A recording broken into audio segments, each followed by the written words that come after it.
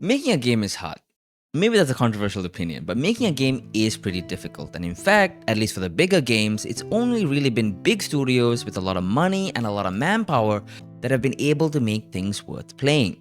This is, of course, doubly true for MMOs. They are big games. It takes a lot of game optimization, server optimization, networking, and a bunch of other things just to make a massive, living, real-time world inhabited by hundreds, if not thousands of people even possible. But there's always a but. Things are changing. Indie gaming has gotten so popular over the years that at this point, it's kind of mainstream. If you've been on the internet at all in the past year, past 2 years, there's no way that you haven't heard of, if not played, one of the more popular indie games. Maybe it's friend swap stuff like Peak or Lethal Company or the new one, Mecha Chameleon, which, by the way, what is a mecha? Or one of the more established ones like Celeste, Hades, Terraria, Stardew Valley, Minecraft. These are all indie games, but they're obviously very popular, so it's always felt kind of inevitable that indie gaming would eventually make its way to the MMO genre as well. And I think finally now, it has. This year, we've gotten more indie games announced, released, and releasing than ever before. So I think it's a good time to actually sit down and talk about them.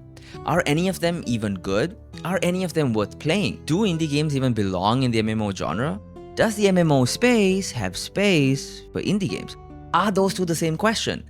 Yeah, obviously, but it's a really good one. So if you haven't already, make sure you subscribe to the channel for more MMO content, but either way, let's get right into it. Okay, so I want to start with one of the more common themes in indie MMOs, and that is the hardcore old school kind of game. The idea here is that MMOs are past their peak. And the games that we had when we were young, or maybe not even born yet, were the golden generation of the genre. The argument then is that MMOs have become increasingly solo-focused, with very little natural social interaction, a ton of grinding, and very little actual difficulty. It's kinda hard to disagree with that, at least partially. There are plenty of MMOs with challenging group-based PvE, but even then, it does feel like the social interaction comes through things like matchmaking and instance dungeons, rather than actually immersing yourself in a living world shared with other people. So, with that in mind, this year we have 2 indie games that are trying to recreate that old-school hardcore feeling. The first of these is, of course, Apogea. This is a pretty unique looking game that is essentially a modernized version of Tibia. A lot of things, from classes to combat to inventory management to questing to gear builds, are all extremely similar to Tibia. If you've ever played or even seen gameplay of Tibia, you'll see the similarities pretty much immediately. If you haven't though, well, Apogea is an isometric MMO that is built around exploration and questing. Nothing at all is explicitly given to you. You have to go looking for new quests, new areas, new equipment. Everything is up to you to find through exploration. Even talking to random NPCs in the middle of nowhere can be important and worth doing because you can genuinely just stumble upon a whole questline that eventually rewards you with useful gear, spells, or anything else. This, plus the difficulty of the world and danger of dying, encourages you to go out and explore it, but also to be cautious, planning your trips, preparing items, and even grouping up to minimize danger.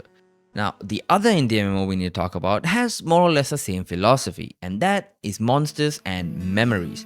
This, just like Apogea, is also heavily inspired by another massive MMO from the late 90s, being based on the first original EverQuest.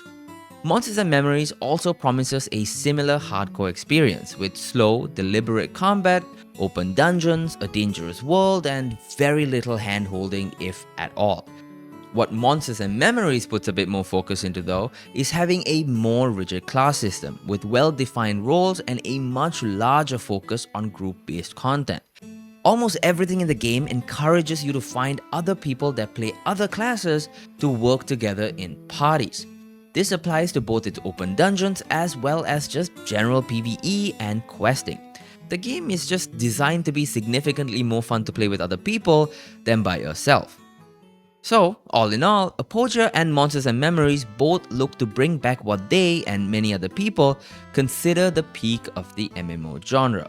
Apogea focuses a bit more on exploration, discovery, and curiosity, while Monsters and Memories focuses more on group play and class synergy, but ultimately they both encourage naturally social gameplay and feature dangerous, punishing worlds.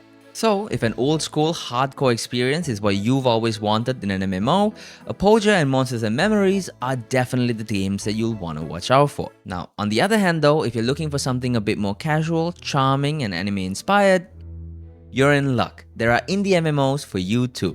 Specifically, there are two I want to talk about, and they both go for art styles that are more relaxed, chill, and colorful than trying to be hardcore. In fact, they're both heavily inspired by the original Ragnarok Online, so I'm sure you can kind of imagine the general vibe, but there are some pretty interesting differences between them, so let's go through them.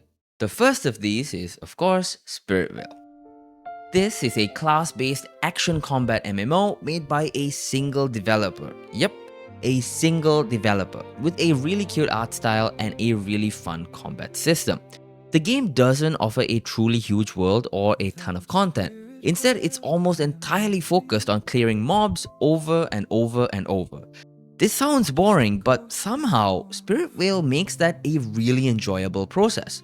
The classes are well designed, and the game has a ton of build variety, which does make gearing up tedious sometimes, but at the same time, it gives you a lot of freedom to get the exact playstyle and experience that you want. That's actually what the game is built around. That's really the aspect of Ragnarok Online that Spiritvale wants to recreate.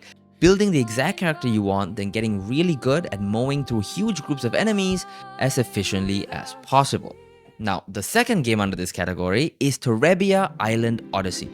Again, this is heavily inspired by Ragnarok Online too, but unlike Spiritvale, Terabia goes for a class-less system and a much more sandbox-like world. There are no fixed classes or even true classes at all. You can pick up and use any equipment or weapons you want, but depending on the combination you go for, you'll obviously end up having different skills, passive stats, and so on. This is a system that we actually don't see very often in MMOs, but honestly, it can actually work really well. It gives you the same level of build customization as Spiritvale, but even more freedom to experiment and come up with whatever weird and wacky playstyle you want to insist on running. Plus, Terabia also encourages you to go out and explore every zone of the game, looking for new mobs to kill and materials to craft new equipment.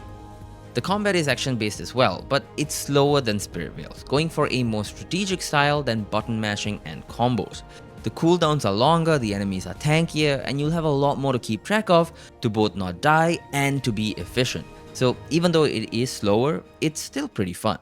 Both of these games also have world bosses, player-driven economies, and a heavy emphasis on grinding mobs for drops. So honestly, despite their differences, both of them being based on Ragnarok Online does come through, so they kind of do feel similar in a lot of ways as well. So if any of that's the kind of MMO you've been looking for, one with a more casual feel but with lots and lots of build customization and a lot of mob grinding, then you should definitely be checking out Spiritvale and Terabia Island Odyssey. Now that said though, for a lot of you, an MMO is only going to be worth playing if it's a sandbox game, and this is probably the hardest category for an indie MMO to be in.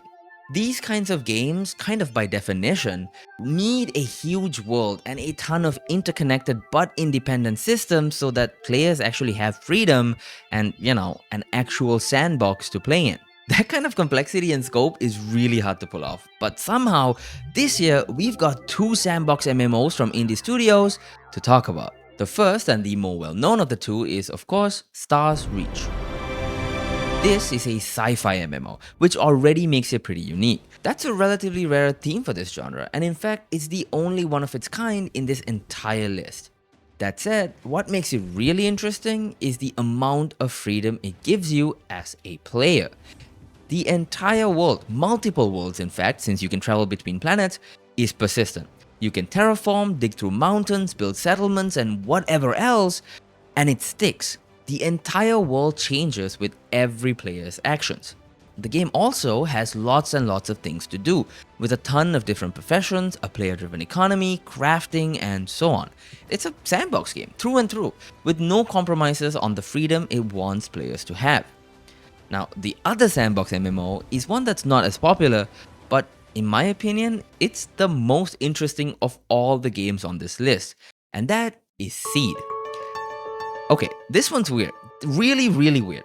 So in Seed, instead of controlling your own character, fighting mobs and clearing dungeons like a traditional MMO, You essentially manage a bunch of characters called seedlings that live, work, socialize, reproduce, and even die inside the game in real time. This happens continuously, by the way, like all the time, whether you're online or offline, and every single player in the game manages multiple seedlings. You'll direct your seedlings to gather resources, craft items, build cities, trade, and eventually you'll end up creating entire civilizations along with other players and their seedlings. It's sort of like The Sims mixed with EVE Online and a bit of RimWorld, and it's one of the coolest ideas I've ever seen in the entire history of the genre.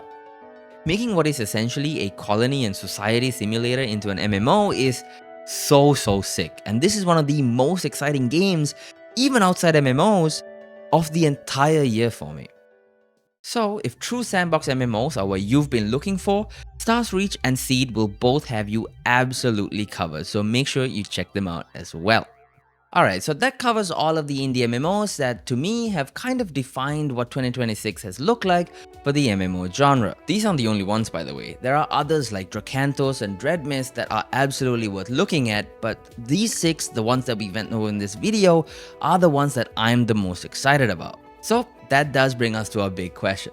Which of these are actually worth playing? Well, the answer is all of them, depending on which subgenre you're interested in. I genuinely have no reason, at least not yet, to not recommend anything on this list. Once some of these released, obviously that opinion could change. They could flop, be pay to win, not deliver on their promises. A lot of things could change the way I see these games. But for now, these indie MMOs have been the most exciting things in the MMO space this whole year. So if you like old school hardcore MMOs, you have to check out Monsters and Memories and Apogia. If you're more into casual gameplay and an anime-esque art style, then you should absolutely be trying out Spirit Vale and Terebia Island Odyssey. And if you're a fan of sandbox MMOs and you're not going to try Stars Reach or Seed, something may be wrong with you internally, and that's pretty concerning as well. Now, that said, I'm not gonna sit here and pretend like pricing doesn't matter. It does.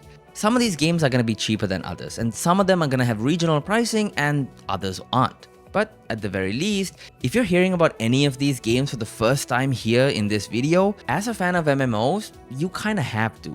You really just have to go and look them up and at least consider giving them a go. All of these are really cool projects and at least worth a little bit of your time. So there you have it. Those are 6 indie MMOs that have been announced, released, or releasing in 2026. I told you guys, there have been more indie MMOs this year than ever before, and that's just considering the 6 most exciting ones. There are more I didn't even get to, and I really think this surge in interest in the genre at the indie level is something really cool. I hope we get even more indie games going forward, and I hope that big studios see this interest and the success of these indie games and realize that what MMO players want aren't just beautiful, visually stunning worlds. That seems easy to do when you have the manpower and funding of big studios like Nexon or Perlibis. What people really want in this genre is immersion. It's the freedom to explore a game's world and to live in it, to make their own story, and a feeling of being part of something bigger than themselves. Hopefully, all of these indie games will push the genre, at least a little bit, back to what made it so special and back to what made us all here fall in love with it. Okay, enough from me. More from you. I want to hear what you think. Had you heard about all of the 6 games we talked about today? Are there any that I missed? Are there any that you're excited about? Let me know all your thoughts in the comments below, and as always, thank you for watching, and I'll see you guys next time.